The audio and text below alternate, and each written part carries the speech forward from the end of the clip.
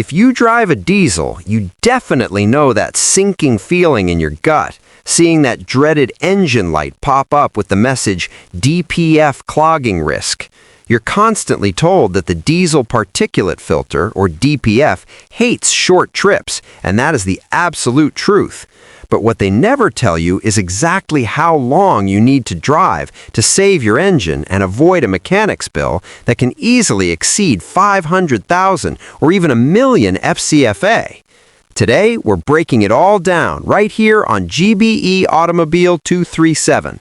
I'm going to give you the precise timing and the exact method to regenerate your DPF, even if you live in heavy traffic. And I'm going to reveal the fatal mistake that 90% of drivers make while thinking they're doing the right thing. To understand the cure, you have to understand the problem. The DPF works like a vacuum cleaner. It traps the black soot coming out of your engine so it doesn't end up in the air.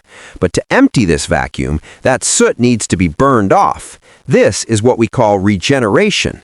In the city, stuck in Douala traffic or climbing the hills of Yaoundé, your engine never reaches the required temperature.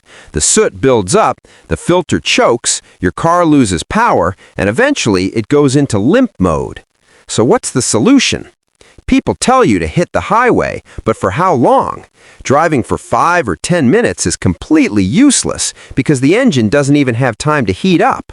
To trigger a real regeneration, the exhaust must reach about 600 degrees Celsius. The verdict is clear. To deep clean your DPF, you must drive for a minimum of 20 to 30 consecutive minutes. But be careful, simply driving for a long time isn't enough. You have to drive smart. If you're cruising at 100 kilometers an hour in 6th gear at low RPM, the temperature won't rise enough. For the magic to happen, you must keep your engine between 2,500 and 3,000 RPM, for example, by staying in 4th gear. This engine load is what transforms the soot into ash and clears your exhaust. There are signs that don't lie when your car is trying to save itself. If you notice your idle speed is higher than usual, your cooling fan is running at full blast even without the AC, or you smell an unusual heat, do not turn off the engine. This is the sign that a regeneration is in progress. If you cut the ignition then, you stop the process and condemn your DPF to permanent clogging.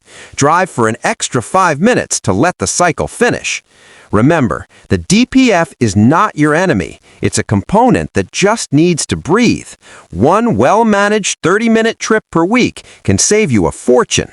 If your warning light is already on, you can also use a high-quality additive to lower the soot's combustion point. Let me know in the comments if you've ever had DPF issues, and tell me your car model. I'll take the time to get back to you. If these tips help you, subscribe to GBE Automobile 237, give us a big thumbs up, and share this video to save the community's engines.